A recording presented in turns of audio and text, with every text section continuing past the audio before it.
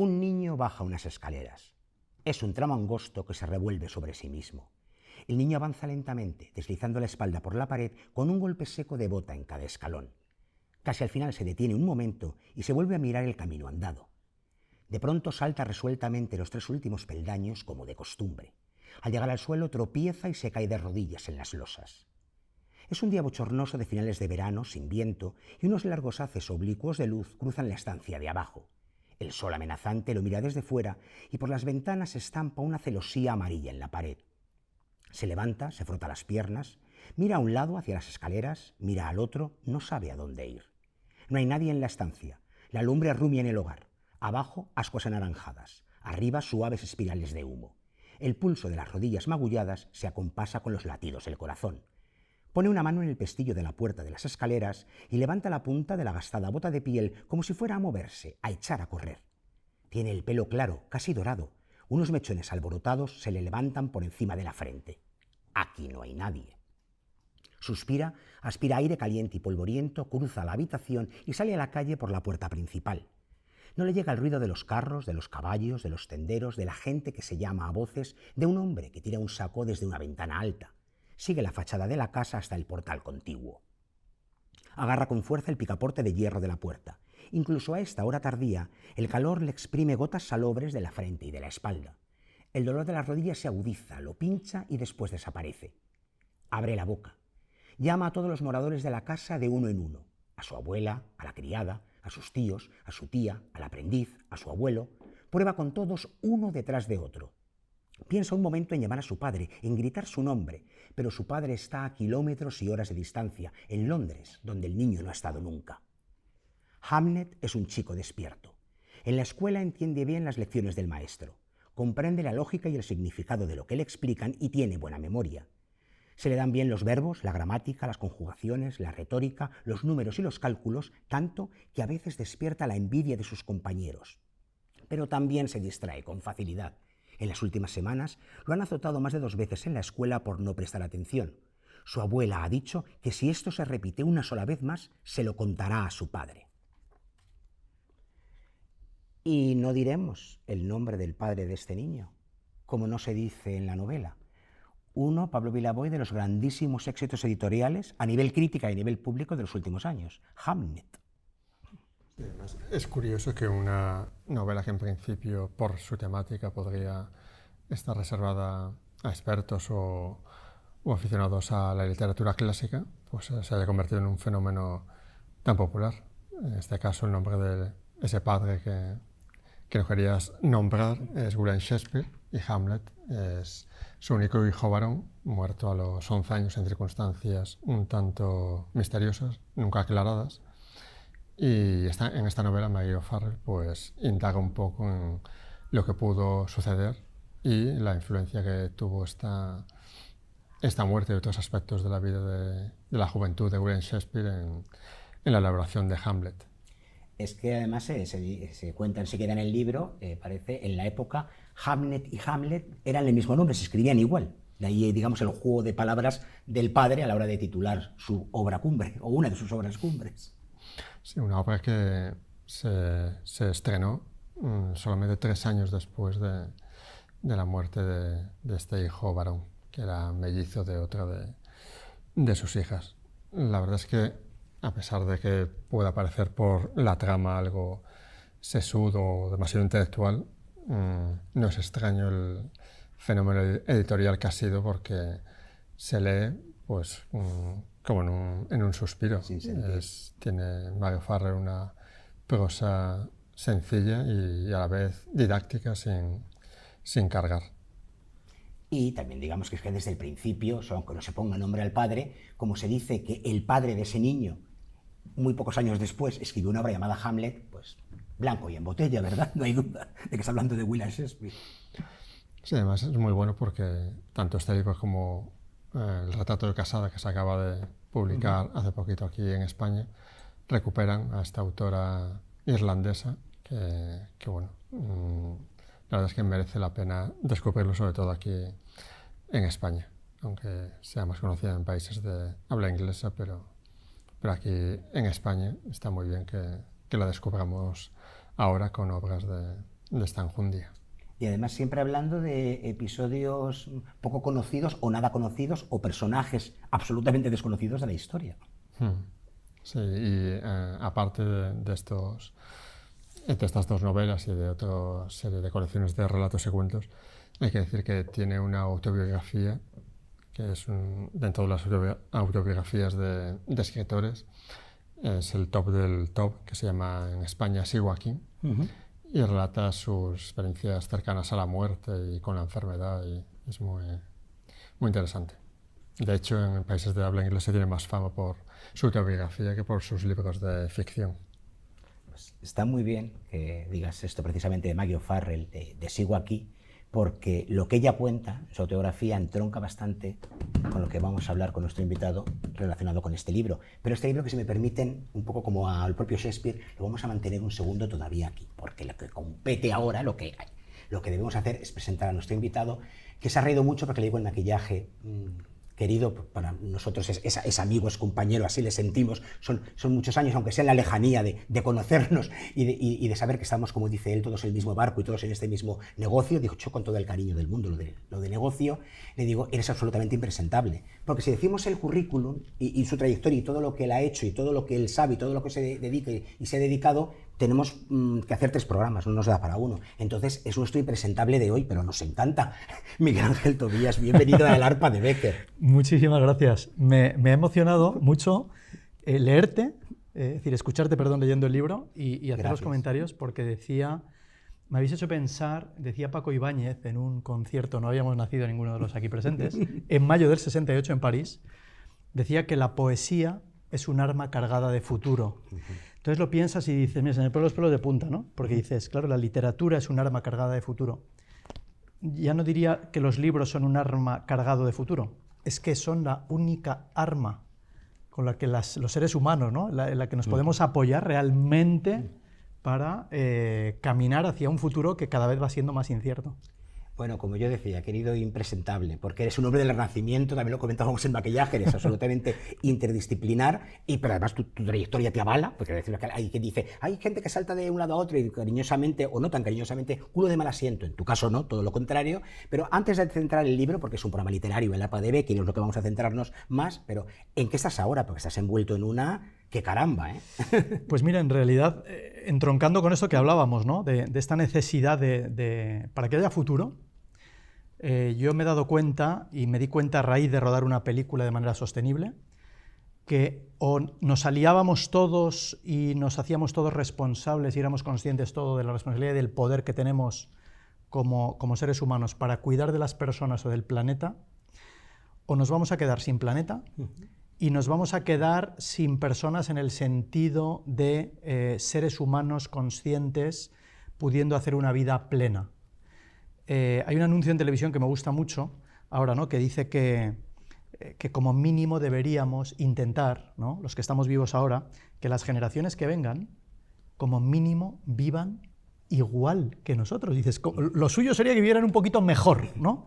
Pero como mínimo igual. Al menos mantenernos. Al menos mantenernos, pero me doy cuenta, y esto tiene que ver con la pregunta que me has hecho, de que necesitamos generar conciencia sobre lo que estamos haciendo con el planeta y sobre lo que estamos haciendo con las personas, la vergüenza de que 1.000 millones de personas sigan pasando hambre, hoy día que somos capaces de tener la tecnología que nos permite hacer miles de cosas y seguimos permitiendo que la gente pase hambre, que las desigualdades aumenten, que las hambrunas no cesen, y entonces me he metido en un lío, en un proyecto que se llama Generaciones Living, con la idea de crear un movimiento que nos apela a todos los seres humanos, es decir, o sea, ciudadanos, políticos, empresas, instituciones académicas, medios de comunicación, para que nos demos cuenta de que todos juntos, y si trabajamos todos juntos, podemos darle la vuelta a esta situación negativa del planeta que estamos creando entre todos y el mundo que estamos creando.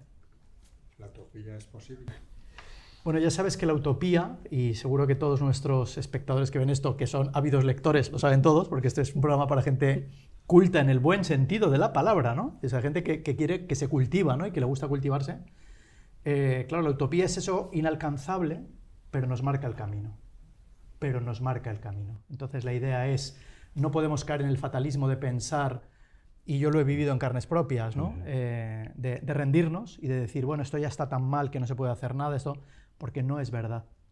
Porque yo siempre digo, ¿no? No sabemos nunca después o detrás de qué acción, o de qué lectura, o de qué conversación, o de qué frase, o de qué palabra, o de qué llamada de teléfono, de repente, aunque las cosas estén muy mal, aparece la luz y nuestra vida vuelve a cambiar en positivo, ¿no? Y tenemos que, creo que honrar, ¿no? El privilegio que es estar vivo, y que estemos aquí esta tarde es maravilloso, y los que nos vayan a ver en este programa igual, honrar el hecho de la suerte que tenemos y del privilegio que tenemos de estar vivos. De eso hablas también aquí, bastante, y además poniendo el mejor / peor ejemplo, porque eres tú mismo, pero claro, no querríamos ninguno tener que, digámoslo así, tomar conciencia del modo brutal y global, el que lo hace Miguel Ángel Tobías en este Renacer en los Andes, que es un libro que te está dando muchas alegrías, porque aquí lo pone ya 6ª edición. O sea, no es una novedad editorial. Ya séptima. O ya séptima. Fíjate, pues ahí tenemos ya 7ª. Ven ustedes, o sea, esto va corriendo y creciendo. Pero es un libro que no ha perdido vigencia y actualidad. Lo publicas en un momento concreto y todavía está el libro vivo, porque hablas con mucha sinceridad, te lo comentaba también el maquillaje, de lo que tú sentiste, de lo que tú viviste y de cómo es posible renacer. Fíjate que yo en el libro cuento, ¿no? Es decir, cuento las 3 veces en las que he estado al borde de la muerte, 2 en África y una en los Andes. Es verdad que, porque todos hemos vivido circunstancias, ahí no cuento accidentes de paracaidismo que he tenido, ahí no cuento que se me paró, soy piloto de aviones y se me paró sobre el mar el motor, el monomotor que llevaba, pero conseguí aterrizar en la isla. Es como multidisciplinar. No cuento. También pilota. No cuento, digamos, muchas otras situaciones. Pues me caí por un puerto con el coche quedó siniestro total, a mí no me pasó nada. Dije, bueno, pues sales del coche y dices, ok, estoy vivo, ¿no? Pero hablo de estas 3 veces porque la muerte caminó a mi lado, donde fui muy consciente de que mi momento final llegaba ese momento final, ¿no? Y claro, cuando tú tienes la capacidad de darte cuenta de que vas a morir, sin poder hacer nada para evitarlo, o sea, sabiendo además por conocimiento científico cómo voy a morir, de qué manera además iba a morir, claro, esto te obliga a hacer un ejercicio de introspección enorme sobre tu vida. ¿Os acordáis que mucha gente, ¿no? Yo no he vivido esa situación, que dice que cuando está justo antes de morir, en el instante antes, nuestra vida pasa en forma de fotogramas, ¿no? A toda velocidad. A mí me han preguntado muchas veces, ¿usted no vivió eso? Digo, no. Yo tuve que hacer el ejercicio de contarme a mí mismo la película de mi propia vida a lo largo de horas y horas, lo cual es un ejercicio muy, muy doloroso, porque te obliga a enfrentarte a ti mismo, a mirar hacia adentro, a reconocer todas tus miserias, todo lo que tú has hecho mal, todo el daño que has hecho. Cuando sabes que ya no tiene solución, ya no tiene marcha atrás porque tú te vas a morir, ¿no? Efectivamente no morí, por eso es que estamos aquí y el libro existe, pero yo ya me traje todas esas reflexiones. O sea, yo ya me traje todo ese aprendizaje de esa experiencia en la que yo tenía que morir en horas y no fue así. Y por lo tanto, sabiendo, y esto es muy importante para mí, lo explico en el libro, digo, sabiendo que el libro lo van a leer muchas personas que están en situaciones vulnerables en su vida por enfermedades de todo tipo, por accidentes, etcétera, o familiares de personas que también han fallecido en circunstancias de accidentes, etcétera, a mí me daba mucho pudor escribir en el libro y que alguien pudiera pensar, joder, pues Miguel Ángel, tú te conseguiste salvar, a ver si se consigue salvar mi madre o mi padre o mi hijo o mi hermano, ¿no? Y yo explico al final del libro, digo, yo no tengo ni idea, no sé por qué yo me salvé en unas circunstancias en las que la muerte era un hecho cierto. Eso es lo fantástico del libro, que no es dogmático. Nada. Por eso nos llega como nos llega. Nada dogmático. Entonces lo que yo digo es simplemente, lo único que puedo hacer es vivir en consecuencia con el privilegio y el milagro que supone seguir vivo, ¿no? Y eso es lo que trato de contar en el libro. Haces otra cosa estupenda, Miguel Ángel, que es hacer un autorretrato descarnado de ti mismo. O sea, de aquel joven al que el peligro le daba vida en África, y así lo reconoces, y de aquel que años después en los Andes, por no volver a Madrid y que los amigos dijeran, qué cobarde, no quisiste escalar hasta no sé dónde y tal, te pusiste, o sea, que tú mismo reconoces, vas a decirlo, tus imprudencias y por eso te colocaste en esas situaciones tan al límite. Bueno, tú estás siendo muy amable. Yo reconozco... Lo intento. No, yo reconozco en aquel momento mi imbecilidad, ¿no? Y cómo somos, o sea, cómo somos muchas veces las personas, ¿no? Claro, fuimos en los Andes, íbamos a escalar una montaña de 6.000 metros, yo no quería subir, yo tuve un presentimiento de que no debía subir a esa montaña, me recorrió el cuerpo un escalofrío, pero mis dos amigos que venían conmigo se empeñaron y dijeron subimos, subimos, subimos, y yo me callé y pensé, qué vergüenza, y es lo que, claro, esto me da mucha vergüenza no contarlo, me da mucho pudor. Digo, ahora como yo soy el único de los tres que llega a España, vuelve a Madrid, y que soy el único que no subió a la montaña por cobarde. Entonces, ahí aprendí una de las grandes lecciones, ¿no? Que tiene que ver con la intuición. Hoy día ya sabemos que la intuición no es nada esotérico, sino que realmente tiene un fundamento científico muy fuerte, donde esas cosas que intuimos en realidad son el análisis más profundo que puede hacer nuestro subconsciente con todos los datos que tenemos dentro de nuestra cabeza. Y desde entonces estoy muy, muy atento a esas intuiciones, ¿no? Fíjate que, fijaros, el otro día, yendo con la bici por un camino de montaña que está cruzado por un montón de carreteritas también de caminos, por los que no debe pasar nunca nadie, y por lo tanto yo voy con la bici a 30 o 40 kilómetros por hora sin parar, y de repente atravesé una moto como a 50 metros del sitio y dije, uno podría pensar, bueno, atravesé una moto que no debería estar aquí, nunca más, hasta dentro de 10 años va a volver a aparecer otro vehículo. Pero la intuición dije, no, espera, frena, párate en el cruce y nada más poner el pie, pasa un todoterreno. Si yo no hubiera hecho caso a mi intuición, tampoco estaría aquí hoy.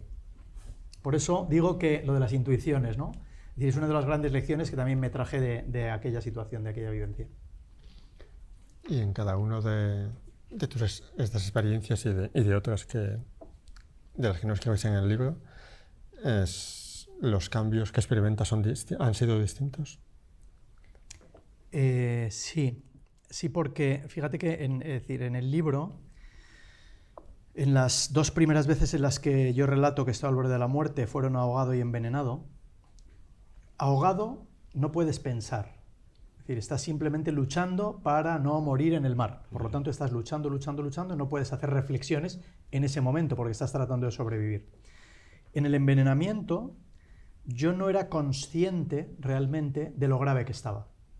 Hasta que no llegué al propio hospital de Aga Khan en Nairobi, donde el médico que me atendió me dijo que yo debía estar muerto como mínimo hacía 24 horas por ese envenenamiento de la sangre. Yo me había envenenado 3 días antes y no era consciente del nivel de gravedad en el que estaba, ¿no? Por lo tanto, las lecciones en cada uno de los casos fueron diferentes. Y en contrapartida con lo que pasó en los Andes, enorme. ¿Por qué? Porque yo en los Andes me metí en un lío. Al abandonar el campo base de noche, algo que no se puede hacer en alta montaña, saber que me iba a perder, sobrevivir a una primera noche de congelación. Y al día siguiente era muy consciente, cuando vi que había sobrevivido a esa primera noche, que una segunda noche yo ya no iba a sobrevivir. ¿Por qué? Porque el cuerpo ha gastado tanta agua a nivel celular para no morir congelado la primera noche, que no vas a volver a sobrevivir ya una segunda noche en estas circunstancias. Entonces yo tenía el horizonte de la muerte, que fue tremendo para mí, en las próximas 10, 12, como máximo yo decía 14 horas, y entonces cómo te enfrentas, ¿no? En realidad es para que los telespectadores que nos vean, ¿no? se imaginen, es que ahora recibiéramos una carta, cada uno de nosotros, la abriésemos y nos dijese, querido Miguel Ángel, dentro de 14 horas vas a morir, y te lo firmase la muerte, y tú supieras que esto es así, que esto es cierto, y ahora ¿qué haces con las siguientes 14 horas de vida que sabes que te quedan? Aquí estamos ¿no? O sea, en la civilización, pues uno podría tomar X decisiones, depende de donde estuvieras, pero cuando esto te sucede a miles de kilómetros de casa, sabiendo que estás solo, sabiendo que nadie te va a ir a buscar, sabiendo que incluso tu propia familia ni siquiera sabe que tú estás en una situación de que vas a morir. Por lo tanto, otra de las cosas terribles con las que yo ya he empatizado desde entonces para siempre en mi vida es con el tema de la soledad. La soledad no es una cuestión de estar solo físicamente. De hecho, luego los datos, de manera tremenda, nos dicen, ¿no?, que es una de las grandes pandemias del siglo XXI, que es la soledad, y en un porcentaje mayoritario esas personas que dicen que sufren una profunda soledad no están solos físicamente, están solos emocionalmente en muchos casos, ¿no? Entonces, para mí el estar solo en aquella situación y decir voy a morir solo no es que yo estaba solo físicamente, que era obvio, sino que ni siquiera mi familia era consciente de lo que yo estaba viviendo. Por lo tanto, yo tenía ese sentimiento de soledad profundísima, de comprender que ese paso, ¿no?, entre la vida y la muerte lo iba a hacer sin el conocimiento de nadie de las personas que te quieren en el mundo. Claro, el libro cuenta un minuto a minuto, donde, es decir, es muy difícil, ¿no?, aunque yo quisiera contar muchas cosas, porque el libro relata, ¿no?, ese minuto a minuto de lo que fue sucediendo no solo por fuera, sino qué iba pasando dentro de mí en todo ese proceso, ¿no? Y me han preguntado muchas veces si da miedo, si da miedo saber que vas a morir, ¿no? Yo tengo que decir que a mí me daba miedo, ahora ya no tengo ningún miedo a la muerte, yo estoy 100% seguro en la seguridad que podemos tener, ¿vale?, es decir, en este plano, de que esto no se acaba aquí, de que esto es un tránsito, es decir, es un periodo más de una vida, por lo tanto no le tengo miedo, pero en aquel momento, antes de aprender esa lección, por supuesto que sentía mucho miedo de darme cuenta que me iba a morir, pero había algo que todavía me dolía y me hería y me dañaba infinitamente más que el hecho de mi propia muerte, y es ser consciente del dolor que iba a provocar a mi familia cuando al día siguiente se enterasen de que yo había muerto. Es decir, el que vas a generar un sufrimiento de este nivel a tus seres queridos, y me decía, y no vas a poder estar ahí con ellos para consolarles, para ayudarles a sobrellevar tu propia muerte, me deshacía por dentro. Eso fue tremendo. Ya les decía, un compañero, un gran profesional, un estupendo comunicador, porque ha ido, sin él saberlo, respondiendo varias de las preguntas que teníamos preparadas, pero midiendo muy bien el tiempo, conociendo el medio televisivo perfectamente, como diciendo, esto se va acabando y esto hay que contarlo. Pero me lo ha puesto en bandeja para hacer el colofón, porque yo le decía también en el maquillaje, hay una cosa que me ha marcado especialmente, pero no quiero contártela hasta que estemos en el estudio, pero ya la has respondido, es pensar en esa gente a la que dejas en los vivos. En vez de, que también es de afecto, es de interior, es de uno mismo, y es lógico, pensar en la gente que se marchó y cuando te ves al límite piensas que vas a reunirte con ellos, Miguel Ángel lo primero que hace es agarrarse a una palabra, mamá, y pensar en los vivos. Y es que si no pensamos en los vivos cuando estamos aquí, ¿cuántas veces nos vamos a arrepentir después? Y es una de las grandes enseñanzas que yo me llevo de este libro, pero además, como digo, no es que lo dogmatices, no es que lo pretendas enseñar, lo cuentas, y cada uno nos implicamos de un modo. Por lo tanto, Miguel Ángel Tobías, gracias. Aunque sea paradójico darte las gracias por haber estado al límite y a la muerte 3 veces al menos. Bueno, a cada uno nos toca lo que nos toca en la vida, ¿no? Sin ninguna duda. Pero lo que has dicho, y es tan importante, el que seamos conscientes de que mientras estamos aquí, demos todo el amor posible a todas las personas que podamos, porque si no, un día nos arrepentiremos. Si tenemos la suerte de darnos cuenta de nuestra propia muerte, nos arrepentiremos de todo el amor que no dimos. Pues qué suerte poder hacer esto y darte las gracias personalmente y delante de las cámaras. Muchas gracias. Hasta cuando quieras, Miguel Ángel. Gracias de corazón. Pablo Vilaboy, hoy nos vamos al ángulo oscuro del salón, pero está tan iluminado que es imposible que el arpa quede tranquila. Pero vamos muy vivos. Lo que tiene hablar de la muerte, que nos pone llenos de vida. Nos hace renacer, que es lo que estamos en el fondo haciendo continuamente, como decía Miguel Ángel, cuando leemos, cuando nos emocionamos con un poema, con una frase, con un beso, con una caricia, con otra persona. Y todo eso nos contribuye y nos refuerza. Por lo tanto, aquí seguiremos en el ángulo oscuro para que el arpa descanse un ratito, pero seguimos leyendo, seguimos viviendo y latiendo, y estamos de nuevo muy pronto con ustedes. Gracias.